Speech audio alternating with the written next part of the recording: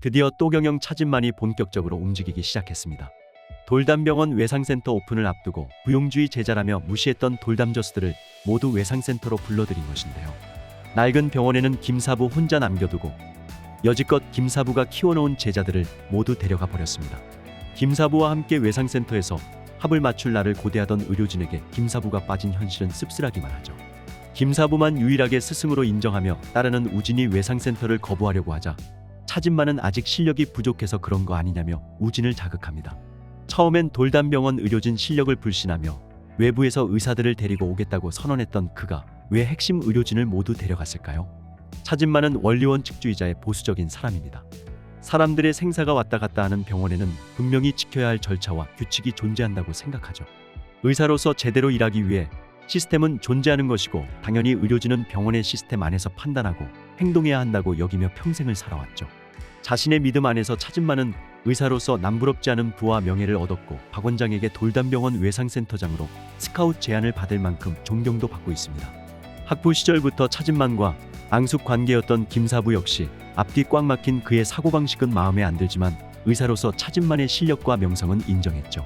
그래서 차진만이 박 원장에게 부용주를 배제해야 외상센터장으로 오겠다고 내민 말도 안 되는 조건도 대인배처럼 받아들입니다. 당연히 김사부가 새로 문을 열게 된 외상센터장이 될 거라고 믿고 있었던 돌담병원 사람들에게는 청천벽력 같은 소식이었죠. 외상센터는 김사부의 오랜 꿈이었고 김사부가 없는 외상센터는 상상할 수 없는 거였으니까요. 이번에는 어떤 음모가 숨었냐고 분노하는 돌담병원 식구들에게 김사부는 또 명언을 남깁니다. 왜 꼭 나여야만 한다고 생각하냐고요. 외상센터장은 실력 있는 누구라도 올 수 있는 자리이고 김사부만 그 자리에 앉을 수 있다는 생각은 위험한 거라고요. 맞는 말이지만 모두 아쉬운 마음을 숨길 수 없었죠. 역시 김사부는 개인의 부귀나 명예를 좇는 일반적인 사람과는 다른 경지의 인물이었습니다. 그렇다면 차진만은 왜 김사부의 수족을 다 잘라내고 외상센터로 데려오려고 할까요? 차진만과 김사부는 완전히 결이 다른 인간형입니다. 차진만은 뛰어난 실력을 갖고도 지방병원에 묻혀있는 김사부를 이해하기 힘들죠. 툭하면 원칙은 개나 줘버리고 내키는 대로 행동하는 김사부를 신뢰할 수도 없고요. 김사부가 앞뒤 재지 않고 내키는 대로 행동하는 건 언제나 환자의 생명 때문이지만 차진만의 입장에선 무모하고 어리석은 인간이 손재주 하나 좋다고 날뛰는 것으로 보일 뿐입니다.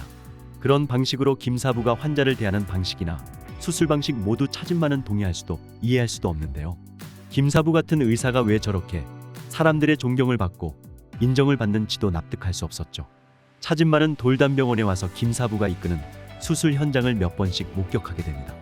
그리고 그동안 인정하기 싫었던 부용주의 미친 실력을 눈앞에서 확인합니다.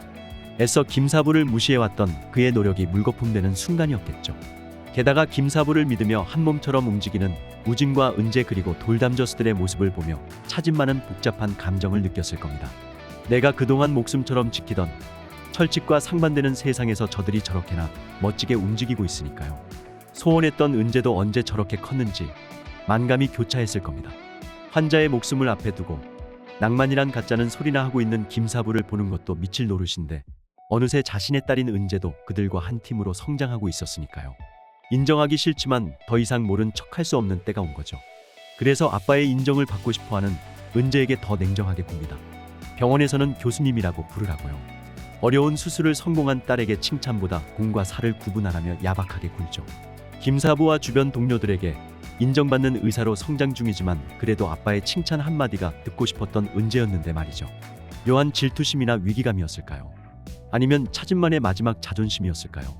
딸에게 기술보다는 원칙을 지키는 의사가 되라며 부용주를 따르는 은재를 애둘러 비난합니다. 그렇다면 차진만은 왜 돌담병원에 왔을까요? 진짜 딸 때문에 아니면 말년에 사회에 봉사하고 싶은 마음이었을까요? 차진만은 돌담병원 외상센터장으로 간다는 결정이 나기도 전에 이미 짐을 다 싸놓은 상태였습니다. 자신이 오랜 시간 근무했던 대학병원을 떠난다는 것이 확정된 상태였던 거죠. 그리고 차진만의 사무실 앞에서 피켓을 들고 시위하던 보호자가 있었습니다. 여기에 차진만이 돌담병원에 온 진짜 이유가 숨어있죠.